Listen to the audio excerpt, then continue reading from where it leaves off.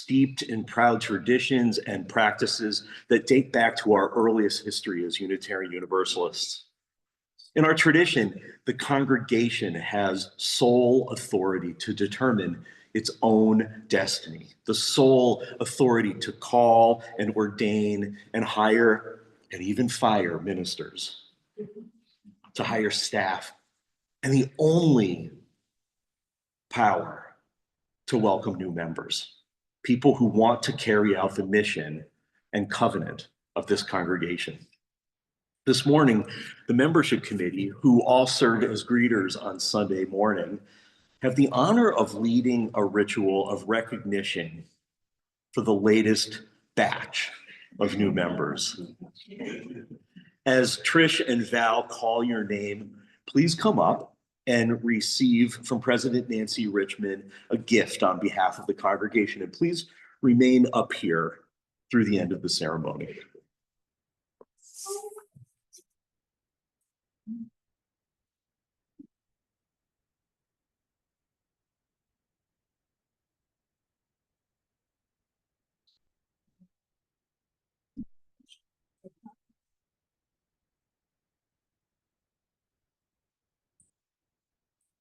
Elizabeth Spring, please come on down.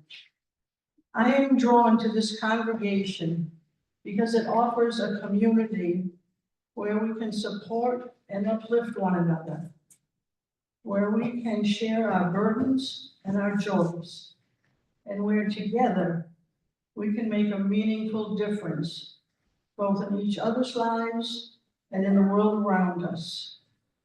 I appreciate the opportunity to contribute my voice, whether through poetry or conversation, and listen to the wisdom and experience of others.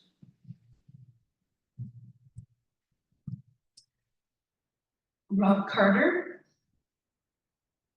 writes, after a long period of time after being dedicated in 1969, I wanted to rekindle my Unitarian roots.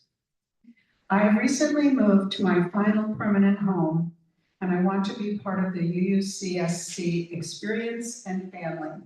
Welcome.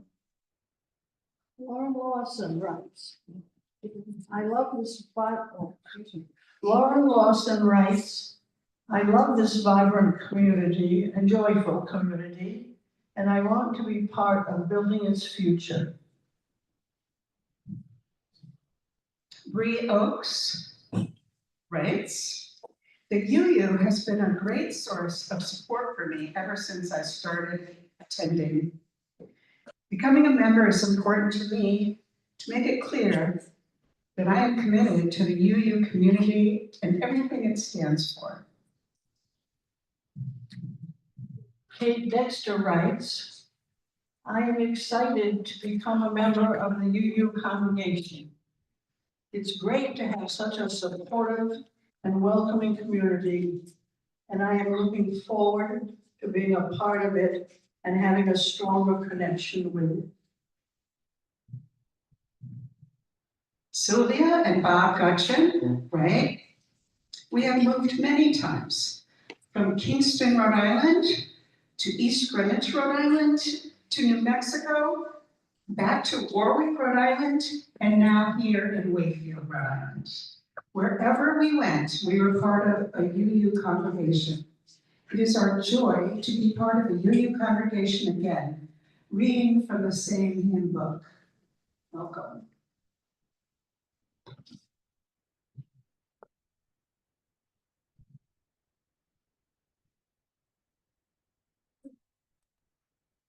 I'm always thrilled to welcome new members to our congregation. The roses I gave you have thorns, as roses do.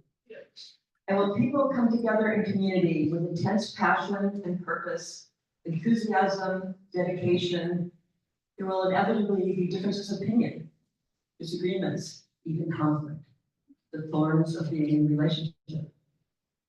Not only does the congregation have a covenant, but the board also has a covenant. And part of that says, when we fall out of covenant, we recognize, reflect, and re-engage. We forgive and begin again in love. I want to welcome you to this community of humans, each of us doing our best, thorns and all.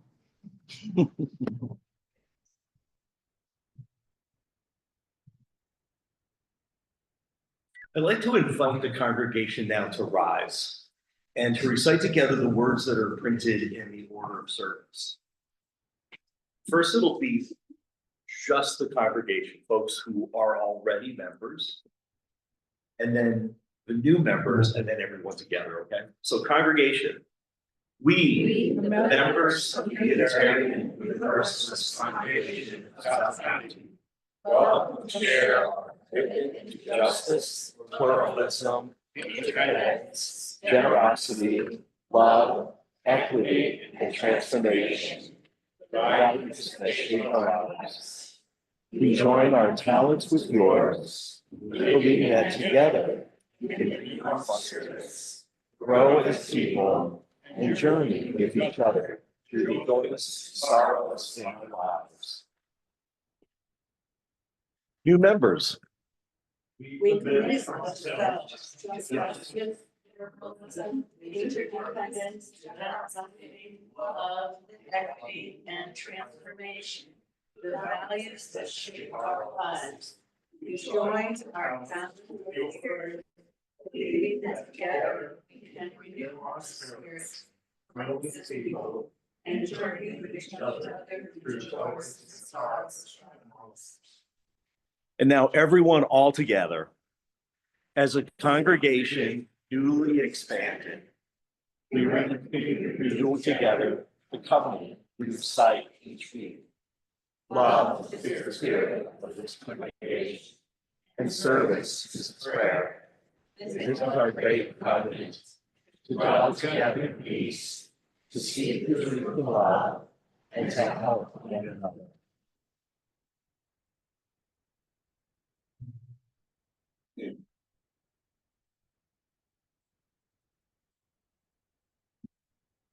We, the members of this congregation, welcome you into membership. We are thrilled that you have agreed to accept the privileges and responsibilities of membership. The membership committee has more gifts for you, so please see us in the Onino room after the service. Congratulations on the momentous commitment. Thank you.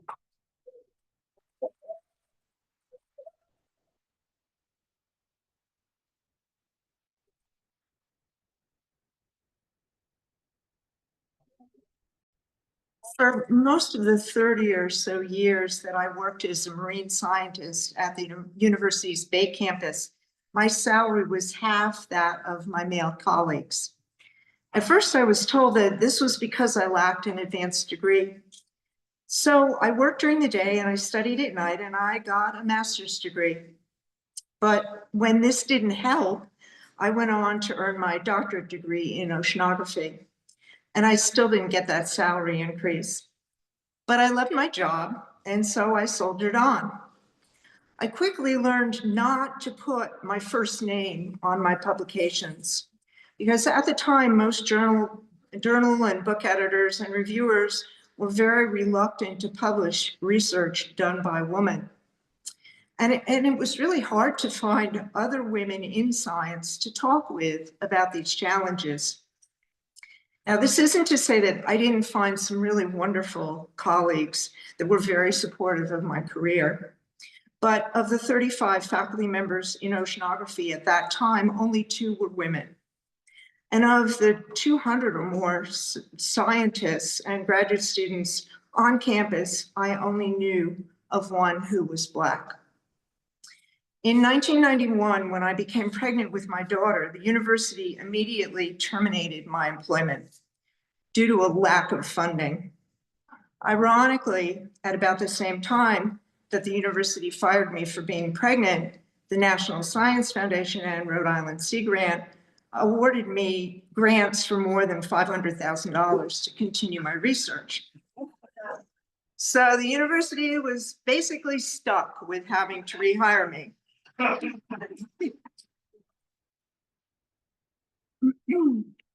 But since maternity leave at the time was just completely out of the question, I brought my baby daughter, my infant daughter, to work with me.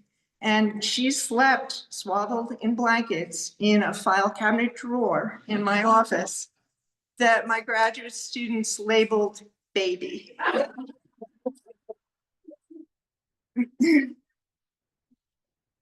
I was working constantly.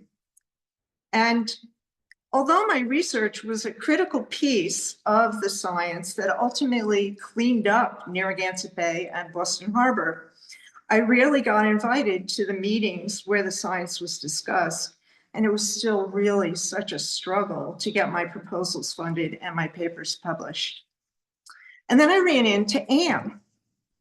She was a successful scientist at Woods Hole Oceanographic Institution, and I really admired her work. She took me aside one afternoon and she said, you know, I've gotten a couple of your proposals to review, and they were really outstanding. But then I noticed that they didn't get funded. Anne went on to say, you know, it's an old boys network out there. The journal editors and reviewers and granting agency officers, they really won't push forward science that's generated by women. I think you need to know about the Old Girls Network. Then Anne introduced me to Mandy at the University of Georgia and Iris at the University of Delaware and Amy from Washington State. They were all doing coastal marine science at various universities, and they were all members of the Old Girls Network. It was life-changing. It was like someone stretched out a hand and lifted me up. I joined the group immediately. We read and we edited each other's papers and proposals. We ran ideas by each other. We invited one another to speak at seminars and meetings. We just offered help and support to one another. That group of women allowed me to become fully engaged and involved in the broader community of science. So as I wrote this reflection, I was wondering, well, are things any better now? And I do know that there are a lot more women in science now. However, in an article in this month's Discover magazine, Larissa DeSantis, she's a paleontologist at Vanderbilt University, and she writes, I learned early on that the expectations for me as a woman were different than they would be if I were a man. Even today, the biggest challenge is infiltrating the boys' club at the faculty level. Last year's report from the National Science Foundation shows that women's salaries in science and academia now are on average about 75% of men's salaries, which is actually an improvement. But now, as I speak, universities are being severely penalized for their diversity, equity, and inclusion efforts.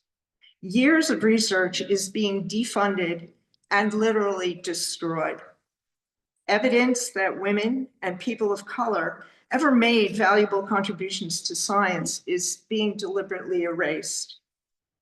It's heartbreaking because it was such a struggle to get here, to see us now stepping back 50 years or so. I'm horrified to think that science knowledge will no longer be based on our best possible efforts to know what is true. In these days of intellectual darkness, my hope is that we can continue to find a way to reach out and support one another, just as the Old Girls Network did for me. Thank you.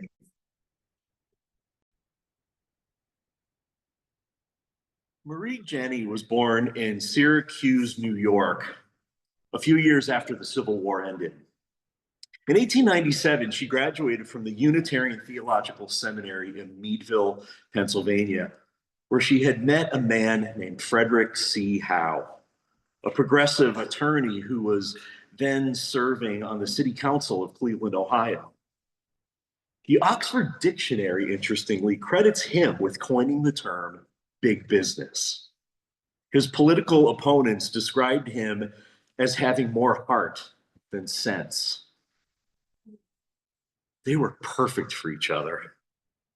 She was ordained and immediately took a position as assistant to Reverend Mary Augusta Safford at the Unitarian Fellowship in Sioux City, Iowa. Reverend Safford was part of the Iowa Sisterhood, who I hope you've heard of. They were the first wave of women ordained in the United States, sent by the American Unitarian Association to set up new congregations in the expanding Wild West. A lot of the members of the sisterhood worked in pairs and were often referred to as Boston marriages by others, but never by the sisters themselves.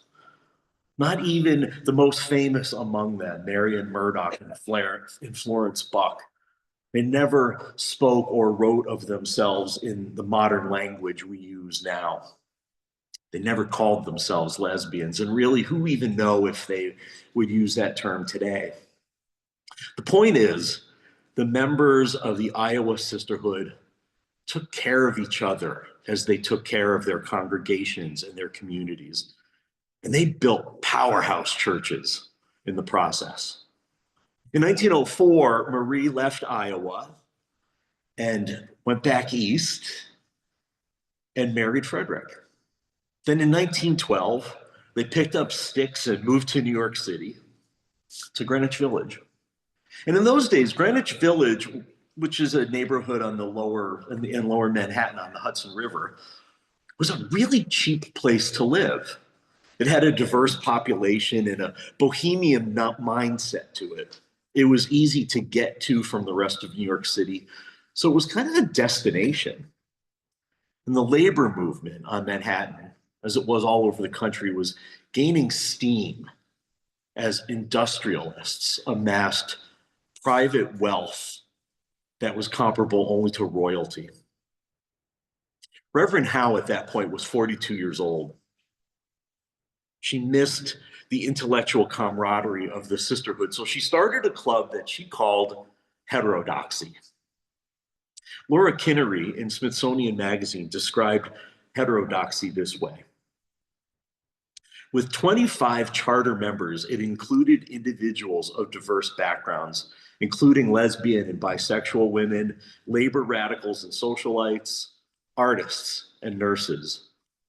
Meetings were held in the basement of Polly's at McDougal Street Hangout, established by anarchist Polly Holiday.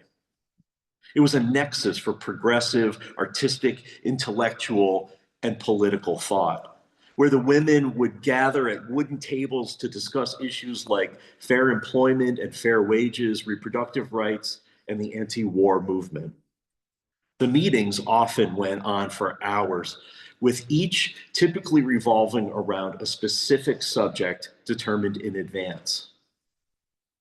Mostly, heterodoxy was a safe space to experiment with new ideas. And a favorite topic to analyze was Freudian psychology. They hoped to form a more feminist, less patriarchal branch of the school of thought. They were dipping their toes into intersectionality long before there was a word for it. Heterodoxy's one requirement: a member must not be orthodox in her opinions, which of course is the very definition of the word heterodoxy. Their motto: the only taboo is taboo. Their goal: self-realization. The women were almost all in their 30s at that point and already established in their fields. Usually they were the only women in their fields, dealing with all the same stuff that Barbara would be dealing with 7 decades later. And they were nourished by each other. Member Paula Jacoby wrote, "As I look round and see your faces, the actors, the editors, the businesswomen, the artists, the writers, the dramatists, the psychoanalysts, the dancers, the doctors, the lawyers, the propagandists. As I look around and see your faces, it really seems quite common to do anything. Only she who does nothing is unusual." We intend to simply know ourselves, Reverend Howe once wrote, not just our little female selves, but our whole big human selves. They didn't record themselves, which I find kind of interesting. And no minutes were kept as records, allowing them privacy and anonymity, both of which were required if they were to exercise their most important value, the freedom to experiment with ideas, and perhaps more importantly, to disagree. They learned from each other when they disagreed. As you can imagine, they got into trouble. Paula Jacoby and other heterodoxies like Doris Stevens, Allison Trumbull Hopkins, and Alice Kimball were all arrested multiple times at suffrage protests during 1917 and 1918. And all four were sent to the Occoquan workhouse in Virginia. At some point in their lives, many of them were jailed for various violations of decency. As was common at the time, too many were sent to psychiatric hospitals, labeled hysterical. They heard addresses by notable women like Helen Keller, Emma Goldman, and Margaret Sanger, all of whom inspired them to greatness. Heterodoxy member Charlotte Perkins Gilman founded the American Civil Liberties Union, and Rose Pastor worked as a cigar roller and then became a notable journalist for the Jewish press and a champion of collective bargaining. She was called the Cinderella of the sweatshops and made national headlines 120 years ago today when she became engaged to industrialist J.G. Phelps Stokes. Grace Nail Johnson was an important figure in the Harlem Renaissance and the only Black member of heterodoxy. Marie Jenney invited her as a representative of her race. Was it tokenism? Absolutely, but still pretty progressive for 100 years ago. The thing these women knew is that even though they were all labeled female at birth and felt daily the strictures of that identity, there was diversity among them. And that diversity was the point of their gathering. They knew the diversity wouldn't change the world, that it wouldn't undo or reverse misogyny, enslavement, or other oppressions. But their diversity would do something incredibly powerful. It would spark their curiosity and their commitment to keep going, despite the undeniable fact that the system was stacked against them. They were inspirations for generations of women who came after them, even if those generations never heard of the Heterodoxy Club. They worked, they published, they lectured, they inspired. The 19th Amendment was ratified in 1920, so many felt as if they'd reached their goal. Rents were skyrocketing in Greenwich Village at that point, and the city as a whole, so many of them were forced to move. Of course, men were threatened by them, so many of them were labeled communists during the first Red Scare. So in 1922, Marie Jenney Howe moved to France for a while to study the French novelist and journalist Amantine Lucille Aurore Dupin de Franqueuil, best known by her pen name, George Sand, a contemporary of Victor Hugo and Honoré de Balzac. When she returned, the club was still meeting, but its remaining members were by then in their 60s and early 70s and preferring to spend their time reminiscing and supporting each other emotionally. They just weren't interested anymore in the intellectual sparring. The club died as its members died. So all that remains now are a collective scrapbook and mentions of the club in personal memoirs. It's a shame because I think if we were to read the transcripts of those meetings, we'd get a glimpse into the thing that really drove them: curiosity. They fiercely protected their most important value, the freedom to experiment with ideas and to disagree. They did that because they were curious. They wanted not only to share their own ideas, but to hear the ideas of others in a time when their ideas were being discounted, rejected, declared illegal or immoral. They knew their strength was in the diversity of beliefs and opinions, and that each one of them strove to be malleable, open to change. Their diversity drove their curiosity, and their curiosity was the exact same thing as their joy. If there's one thing I have to learn from the ministry of Jenney Howe and the women she worked and studied and argued with is this: don't stop the hard work of living into the mission. When times get tough, when you have more gray in your hair than you like to see, when your CV has grown uncomfortably long, and the grandchildren are just so darn entertaining, as much as you may feel like being emotional support to one another, don't stop living into the mission. Don't stop being curious. Don't stop questioning the status quo. Don't let the taboo become taboo. Don't stop self-realizing. Grow. Invite people in. Better yet, go to them and ask them how you can help them with the issues that affect them, instead of waiting for them to show up and fit themselves into your mold. You don't have to do all the work. You don't even have to be the source of all the wisdom. All you have to do is show up and keep being curious. Not just to keep the movement alive, but for your own sense of joy. Because nobody can take that from you, ever. You know, yesterday I wasn't able to go to any of the 1,200 plus protests that took place all over the nation. But last night I did see news footage and reels on social media. There were huge crowds at all of the events, and most of the people had gray hair. There were people who knew from experience the trajectory of what is happening here. For anyone who's been paying attention, anyone who's been committed to democracy and equity for the marginalized, there's a sense of urgency. And so they're the ones who showed up. They're the ones who feel the fear, maybe even terror sometimes. And yet, in all of the images that I saw, there were smiles. People were happy to be with each other, finding power in their numbers, understanding one another's stories, supporting each other through action, showing up, not just listening. This is our work. Please rise now in body or in spirit for hymn number 108.